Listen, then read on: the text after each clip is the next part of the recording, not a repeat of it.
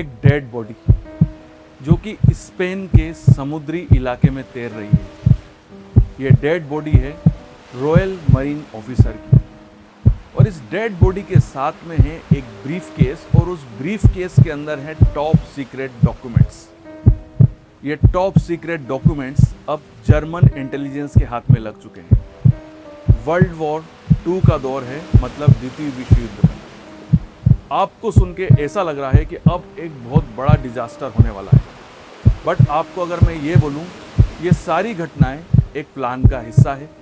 ये सभी चीजें जानबूझ के की गई थी, एक बहुत बड़ा जाल रचने के लिए, एक बहुत बड़ा धोखा देने के लिए। तो आपको कैसा लगेगा?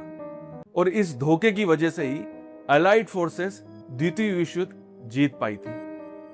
स्वागत करता हूं आपका मेरे नए चैनल प्रोफेसर करण एक्सप्लेन में, और आज हम बात करेंगे इतिहास के उस ऑपरेशन, उस मिशन के बारे में जिस मिशन ने हिटलर को भी धोखा दे दिया, और जिस मिशन की वजह से एलाइड फोर्सेस द्वितीय विश्व युद्ध का पहला अटैक बहुत ही आसानी से जीत पाई थी। इस मिशन का नाम था ऑपरेशन माइंस मीट। तो चलिए बात करते हैं इस वीडियो के अंदर ऑपरेशन माइंस मीट के बारे में। अलाइड फोर्सेस अपने पहले यूरोपियन अटैक की प्लानिंग कर रही थी। अगर मैं यहां पर अलाइड फोर्सेस बोल रहा हूं तो इसका मतलब है इस अलाइड फोर्स के अंदर इन्वॉल्व हैं अमेरिकन सेना, ब्रिटिश सेना और फ्रांसीसी सेना। इन तीनों को मिला के जिस नाम दिया गया था वो नाम दिया गया था अलाइड फोर्सेस।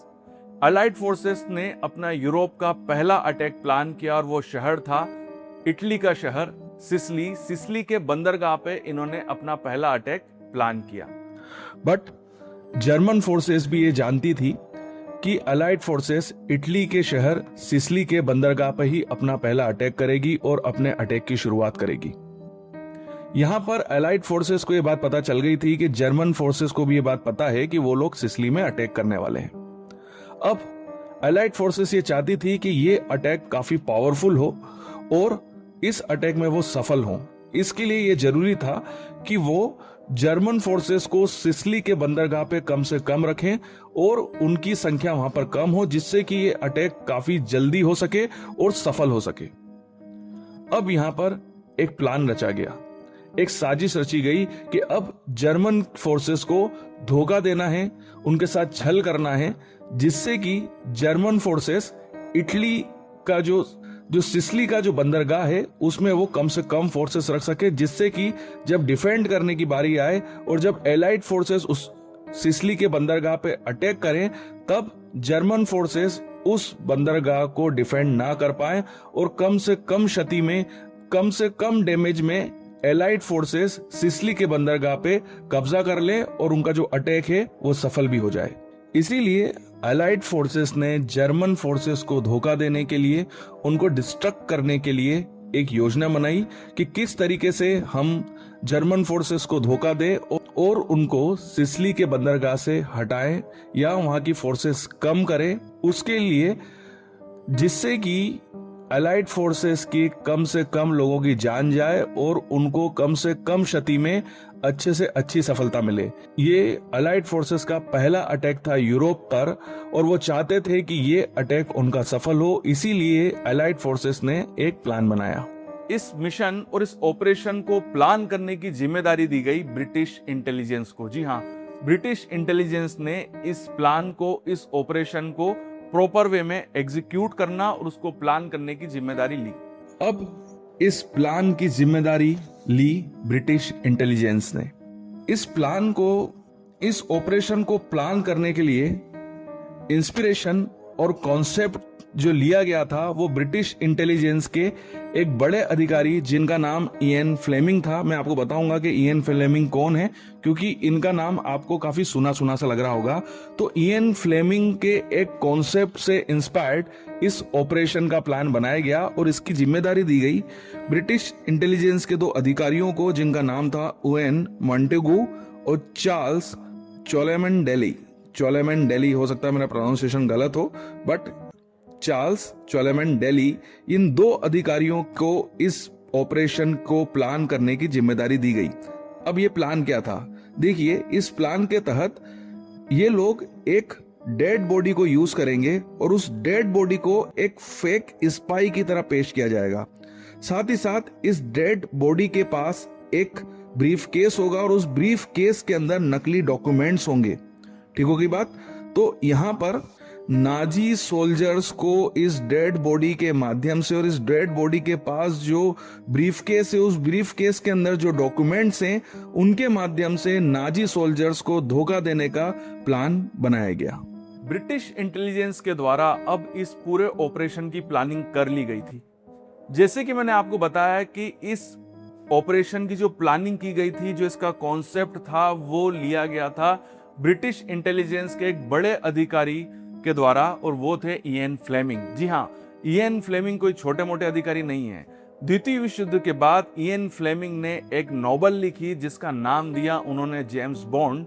जी हाँ, जेम्स बॉन्ड, जो कि हमारे मूवी वाले जेम्स बॉन्ड है, जो कि ब्रिटिश इंटेलिजेंस के अधीन ही काम करते हैं। मूवी के अंदर भी वो ब्रिटिश इंटेलिजेंस के अधीन ही वो काम करते हैं। और इस जेम्स बॉन्ड का जो आइडिया था, जो कॉन्सेप्ट था, वो भी इयन फ्लेमिंग ने ही दिया था, क्योंकि उनके साथ में भी एक बंदे ने काम किया था ब्रिटिश इंटेलिजेंस के अंडर में, और उसका जो कोड वर्ड था वो था जेम्स बॉन्ड। और उसी बंदे को देखते हुए इयन फ्लेमिंग ने किताब लिखी द्वितीय विश्व युद्ध के बाद, जिसका नाम उन्होंने जेम्स बॉन्ड दिया। और उसी किताब से प्रेरित होकर जेम्स बॉन्ड की जो मूवीज हैं वो आज भी बनती आ रही हैं। और इन्हीं इयन फ्लेमिंग के कॉन्सेप्ट को ही आधार बनाकर इस मिशन की प्लानिंग की गई। तो देखिए, सबसे पहले इस प्लानिंग के लिए जो जरूरत थी ब्रिटिश इंटेलिजेंस को, वो थी एक बॉडी की, एक शरीर की, जिसको वो अपने प्लान के अंदर as a royal marine officer का अधिकारी बनाते। अब बारी थी इस प्लान को एग्जीक्यूट करने के लिए, और एग्जीक्यूट करने के लिए ब्रिटिश इंटेलिजेंस के अधिकारियों को एक बॉडी की जरूरत थी। और ये बॉडी मिली उनको लंदन के एक डेड बॉडी सेंटर में, जहां पर एक लावारिस बॉडी थी जिसका नाम था माइकल गेनेंडर। ये एक लावारिस बॉडी थी और इस बंदे का ना कोई परिवार था और ना ही इसके बॉडी के लिए किसी ने क्लेम किया था। इसकी मृत्यु, जो डेथ थी, वो हुई थी रेड पॉइजन से। जी हाँ, चूहे मारने का जो जहर होता है, और पुअर हेल्थ से, मतलब काफी समय से इस आदमी ने खाना भी नहीं खाया था, जिसकी वजह से इसकी मृत्यु हो गई थी। ये बात है 1943 की, 1943 की। अब जब अधिकारियों ने इसके शरीर को डेड बॉडी सेंटर से पिकअप किया, तो अब जरूरत थी इस आदमी को नकली आइडेंटिटी देने की। और इस बंदे को जो नकली आइडेंटिटी दी गई, वो दी गई, इसका नाम दिया गया मेजर विलियम मार्टिन, जो कि रॉयल मरीन ऑफिसर था। जी हाँ, ब्रिटिश इंटेलिजेंस के अधिकारियों को एक बात का पता था कि अगर उनको इस ऑपरेशन को सक्सेसफुल बनाना है, तो उनको इस मेजर विलियम मार्टिन, जो कि रॉयल मरीन का ऑफिसर है, इसको बिल्कुल ऐसा बनाना होगा कि जर्मन ऑफिसर्स इसके ऊपर प्रॉपर वे में यकीन करें और उनको किसी भी तरीके का शक ना हो कि ये सभी एक झूठ है, एक धोखा है। उनको इस बंदे को रियल का एक मेजर विलियम मार्टिन बनाना था, जो कि रॉयल मरीन का ऑफिसर है। इसके लिए इस बंदे को प्रॉपर वे में यूनिफॉर्म पहनाई गई। उस यूनिफॉर्म के अंदर वो सारे डॉक्यूमेंट दिए गए, जिससे कि जब जर्मन ऑफिसर्स इस बॉडी को पिक करें या जब उनको ये बॉडी मिले, तो जब वो इसकी तलाशी लें, तो इस शरीर से, इस बॉडी से जो भी डॉक्यूमेंट मिलेंगे वो सभी वैसे ही मिलने चाहिए जो कि एक नॉर्मल बॉडी के पास मिलते हैं। जैसे कि इस मेजर विलियम मार्टिन की एक नकली फैमिली बनाई गई, उसकी एक नकली वाइफ बनाई गई, जिसका लव लेटर इसके जेब में रखा गया, बैंक रिसिप्ट रखे गए इसके जेब में, साथ ही साथ इसके पर्सनल फोटोज भी इसके जेब में रखे गए, इसके बटुए में रखे गए। हर डिटेल का ध्यान रखा गया, हर चीज केयरफुली की गई, जिससे कि ये बॉडी बिल्कुल ऐसी लगे कि ये एक बंदा रॉयल मरीन का ऑफिसर है, जिसका नाम है मेजर विलियम मार्टिन। क्योंकि ब्रिटिश इंटेलिजेंस के अधिकारी इस बात को जानते थे कि नाजी ऑफिसर्स, जर्मन ऑफिसर्स जो हैं, वो काफी ज्यादा शातिर हैं, इंटेलिजेंट है, और उनकी जरा सी भी गलती उनके बहुत बड़े प्लान को फेल कर सकती है, जिससे कि हजारों लोगों की जान जा सकती है, उनके कई सैनिकों की इससे जान भी आ सकती है। इसलिए उन्होंने हर डिटेल का ध्यान रखा। तो देखिए, बॉडी अब मिल चुकी थी, अब बारी थी ब्रीफकेस की। जी हाँ, अब ब्रीफ केस की बारी थी और उस ब्रीफ केस के अंदर कौन कौन से डॉक्यूमेंट्स रखे जाएंगे, साथ ही साथ कोशिश ये करनी थी कि उस ब्रीफ केस को इस तरीके से डिजाइन करना है, इस तरीके से उसके अंदर डॉक्यूमेंट्स को रखने हैं कि जब ये डॉक्यूमेंट्स जर्मन अधिकारियों के हाथ लगे तो बिल्कुल ओरिजिनल लगे, सच्चे लगे। यहां तक कि जब ये डॉक्यूमेंट्स हिटलर के हाथ में जाएं तो हिटलर भी इन डॉक्यूमेंट्स से भौचक्का रह जाए और वो भी इन डॉक्यूमेंट्स में लिखी हुई सारी इंफॉर्मेशंस के ऊपर भरोसा करे। अब बारी थी इस प्लान के एक इंपॉर्टेंट पार्ट की, वो था द ब्रीफ केस। जी हाँ, इस नकली मेजर विलियम मार्टिन जो कि एक रॉयल मरीन ऑफिसर था, इसकी हथेली पे चेन से एक ब्रीफ केस को बांधा गया था।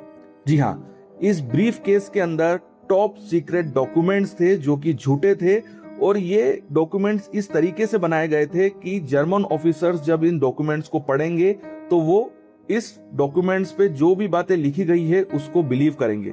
जी हाँ, इन डॉक्यूमेंट्स जो कि टॉप सीक्रेट फेक डॉक्यूमेंट्स थे, उस डॉक्यूमेंट्स के अंदर ये इंफॉर्मेशन दी गई थी कि जो अलाइड फोर्सेस हैं वो ग्रीस और सर्डेनिया में अटैक करने वाले हैं। जी हाँ, इससे होगा क्या? इससे होगा ये कि जब जर्मन ऑफिसर्स और नाजी सैनिकों और हिटलर को भी इसकी जानकारी मिलेगी तो हिटलर ये आदेश देगा अपने जर्मन ऑफिसर्स को, जर्मन सैनिकों को, कि वो सिसिली को छोड़ दें जो कि इटली का शहर है और ग्रीस और सर्डेनिया में जाके अपनी फोर्सेस को बढ़ाएं और अटैक की प्लानिंग करें या अटैक का वेट करें। इससे अलाइड फोर्सेस इजीली सिसिली पे अटैक कर पाएंगी क्योंकि वहां पर जर्मन सैनिकों की संख्या कम होगी। सिसिली पे वो इजीली अटैक कर पाएंगे और इजी वे में सिसिली को वो कैप्चर कर पाएंगे और उनका पहला यूरोपियन इन्वेजन सक्सेसफुल हो जाएगा। इसीलिए इस ब्रीफ केस में जितने भी डॉक्यूमेंट्स रखे गए थे उनको बहुत ही सिस्टमेटिक वे में डिजाइन किया गया। हर सील साइन जो थी वो प्रॉपर ओरिजिनल सील साइन थी जो कि ब्रिटिश इंटेलिजेंस के सैनिकों ऑफिसर्स ने इन डॉक्यूमेंट्स पे लगाई थी। यहाँ तक कि इन डॉक्यूमेंट्स को इस तरीके से बनाया गया था कि इन डॉक्यूमेंट्स को जब पढ़ा जाए तो बिल्कुल ऐसा लगे कि ओरिजिनल डॉक्यूमेंट है। मतलब यहाँ पर चाय का एक निशान होता है कि अगर ऐसा लगे कि जब भी कोई अधिकारी इन डॉक्यूमेंट्स को बना रहा था तो वो साथ में कॉफी भी पी रहा था तो उस कॉफी का निशान इन डॉक्यूमेंट्स में छोड़ा गया। हल्की सी स्मेल इन डॉक्यूमेंट्स को दी गई कि पसीने की स्मेल इन डॉक्यूमेंट से आनी चाहिए। मतलब बिल्कुल भी ऐसा फील नहीं होना चाहिए कि ये डॉक्यूमेंट फेक हैं। बिल्कुल ओरिजिनल बनाने की कोशिश की गई इन डॉक्यूमेंट्स को जो कि इस ब्रीफकेस के अंदर थी। अब यहाँ पर देखिए ये पूरा क्वेश्चन और इस पूरे ऑपरेशन का एक इंपॉर्टेंट आधार था वो जगह जहां पर इस बॉडी को छोड़ा जाना था और वो छोड़ा गया था स्पेन में। तो क्या रीजन था कि ब्रिटिश इंटेलिजेंस ने केवल स्पेन को ही चुना? क्या रीजन था? हो सकता कोई दूसरी कंट्रीज को भी वो चुन सकते थे। यूरोप के अंदर तो बहुत सारी कंट्री थी जहां पर जर्मन इंटेलिजेंस मौजूद थे या हो सकते थे, बट स्पेन को ही क्यों चुना?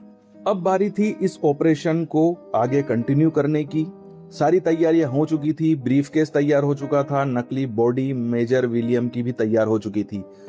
अब बारी थी इस नकली विलियम मार्टिन को जर्मन अधिकारियों तक पहुंचाने की।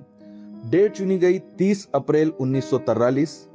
इस बॉडी को जो कि मेजर विलियम मार्टिन ए रॉयल मरीन ऑफिसर की थी, साथ में उनके हाथ में उनकी हथेली पे वो ब्रीफकेस भी एक चेन के माध्यम से बांध दिया गया था।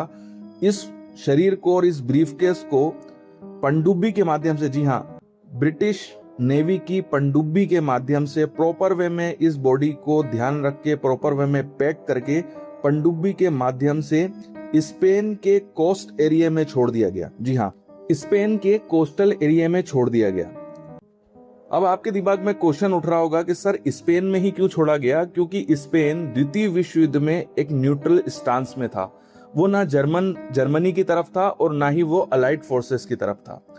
तो अलाइड फोर्सेस को और ब्रिटिश इंटेलिजेंस को एक बात पता थी कि स्पेन के अंदर जर्मनी के इंटेलिजेंस के लोग अवेलेबल हैं, वो वहां पर उपस्थित हैं। तो अगर ये बॉडी स्पेन के बंदरगाह पे मिलती है तो इजी वे में ये सारे डॉक्यूमेंट्स जो हैं वो जर्मन इंटेलिजेंस के हाथ में लग जाएंगे।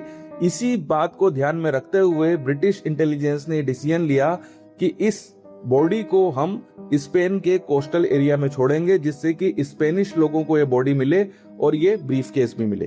कहने के लिए तो ये एक रिस्क था, बट ये एक सोचा समझा और कैलकुलेटेड रिस्क था।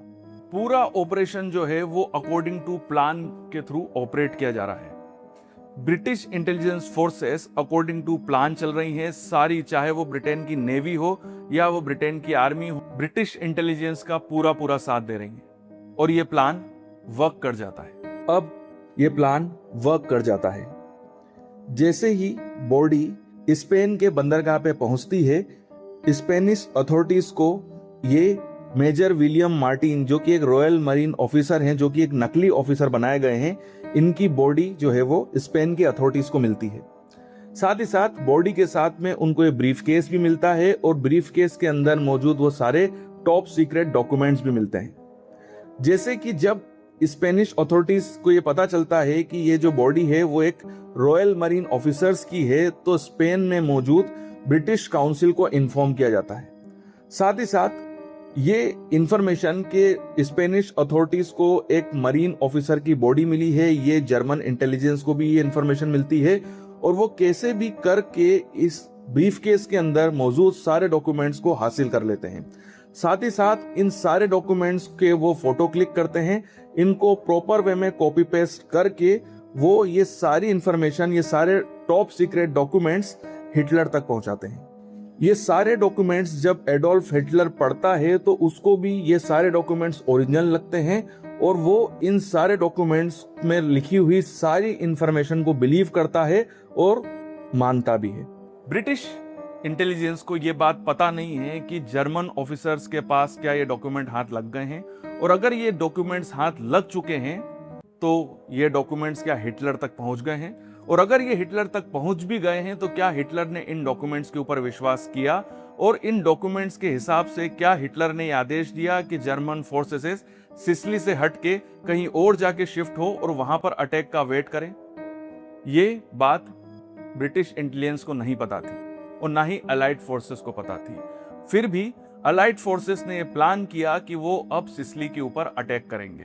तारीख 9 जुलाई 9 और 10 1943 अलाइड फोर्सेस इटली के शहर सिसिली के बंदरगाह पे अटैक करते हैं। बट जब वो अटैक करते हैं तो वो एक स्ट्रेंज थिंग देखते हैं, एक अजीब सी बात उनके साथ होती है कि जब वो इस सिसिली के बंदरगाह पे अटैक करते हैं तो वहां पर जो जर्मन फोर्सेस होती हैं उनके नंबर काफी कम होते हैं, वहां पर काफी कम नंबर्स में जर्मन सैनिक मौजूद होते हैं, जिससे कि ये अटैक काफी कम समय चलता है और एलाइड फोर्सेस काफी कम समय के अंदर सिसिली के ऊपर कब्जा कर लेती हैं। इस पूरे अटैक में एलाइड फोर्सेस ये पाती हैं कि सिसिली के बंदरगाह पे जर्मन फोर्सेस जो थी वो काफी कम नंबरों में थी और जो वहां पर मौजूद भी थे वो काफी वीक थे, काफी उनके पास वो ना कोई ज्यादा हथियार थे और उनको काफी इजी वे में एलाइड फोर्सेस के द्वारा न्यूट्रलाइज कर दिया गया। इसका एक बहुत बड़ा रीजन ये था कि जब जर्मन सैनिकों से ये बात पूछी गई तो उन्होंने एलाइड फोर्सेस के अधिकारियों को बताया अभी अभी कुछ ही दिनों पहले काफी ज्यादा नंबर्स में जर्मन सैनिकों को इस बंदरगाह से हटाकर किसी दूसरी जगह पे शिफ्ट कर दिया गया है, क्योंकि जर्मन अधिकारियों और जर्मन हाई कमान को ऐसा लगता है कि अटैक वहां पर होने वाला है। अलाइड फोर्सेस ये समझ चुकी थी कि उनका जो प्लान था, जो उनका ऑपरेशन था वो सक्सेसफुल हो चुका है, वो हिटलर को बेवकूफ बनाने में सफल हो गए हैं। इस प्लान से और इस ऑपरेशन से अलाइड फोर्सेस के हजारों सैनिकों की यहाँ पर जान भी बची और ये जो इन्वेजन था, जो यूरोप का पहला इन्वेजन था, ये सक्सेसफुल भी हुआ। मिशन कंप्लीट हुआ, बट इस मिशन की बहुत सारी खासियतें थी, क्योंकि ये मिशन काफी अलग अलग मिशन जो कि सेकेंड वर्ल्ड वॉर में किए गए थे, उन सभी प्लान्स और उन सभी ऑपरेशन से काफी ज्यादा हटकर था। उसका क्या रीजन है? एक बात आपको सोचनी चाहिए, ना किसी तरीके की बंदूक चली, ना कोई बड़ी बैटल लड़ी और ना ही यहाँ पर हजारों लोगों की जान गई। एक मृत शरीर, एक डेड बॉडी और एक ब्रीफ केस की हेल्प से एक परफेक्ट झूठ की रचना की गई, एक परफेक्ट प्लान को अंजाम दिया गया। यह ऑपरेशन एक बहुत ही यूनिक ऑपरेशन है, क्योंकि एक डेड बॉडी की हेल्प से एक परफेक्ट प्लान, एक परफेक्ट धोखे को रचा गया, जिससे कि दुनिया की एक महान आर्मी, एक बहुत बड़ी आर्मी और एक ऐसे इंटेलिजेंस सिस्टम को धोखा दिया गया जिनको रोकना काफी मुश्किल था, नामुमकिन था। इस पूरी प्लान में जो स्ट्रेटेजी अपनाई गई वो थी साइकोलॉजी। जी हाँ, मानव की साइकोलॉजी को देखते हुए यहाँ पर प्लान बनाया गया। यहाँ पर इस प्लान के थ्रू ब्रिटिश इंटेलिजेंस ने प्रूफ किया कि कभी कभी सबसे बड़ा हथियार जो होता है वो होता है मिस इन्फॉर्मेशन या अफवाह के माध्यम से भी आप बड़े बड़े हथियारों को और बड़ी बड़ी सेनाओं को भी आप यहाँ पर मात दे सकते हैं। तो जैसे कि आपने इस ऑपरेशन को पूरा देखा और समझा, जो कि मैंने काफी इजी वे में आपको एक्सप्लेन किया, इस पूरे वीडियो के अंदर आपको एक जानकारी और एक सीख तो मिल गई होगी और एक क्वेश्चन भी आपके दिमाग में आ रहा होगा। क्वेश्चन ये होगा कि क्या एक झूठ, एक धोखा हजारों लोगों की जान बचा सकता है? क्योंकि इस ऑपरेशन के अंदर, इस मिशन के अंदर एक झूठ, एक धोखे की वजह से हजारों लोगों की जानें भी बची और एक बहुत बड़ा युद्ध जीत लिया गया। इस मिशन में आपने एक चीज जरूर सीखी होगी कि अगर कोई भी प्लान बहुत ही केयरफुली प्लानिंग और परफेक्टनेस के साथ किया जाए तो उसमें सफलता मिलती ही मिलती हो, चाहे वो पूरा का पूरा प्लान और पूरा मिशन एक झूठ और एक धोखे के ऊपर निर्भर करता हो। तो चलिए ये वीडियो हम यहीं पे कंप्लीट करते हैं। ये वीडियो आपको कैसा लगा कमेंट्स में मुझे जरूर बताइएगा।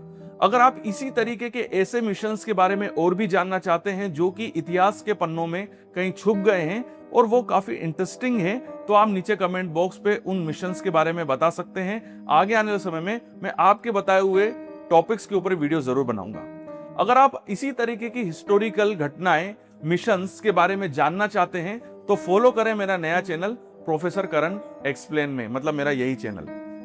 ये वीडियो आपको कैसा लगा कमेंट्स में जरूर बताइएगा। वीडियो देखने के लिए थैंक यू वेरी मच। आपके उज्जवल भविष्य की कामना करता हूं और यूं ही बने रहिए मेरे साथ।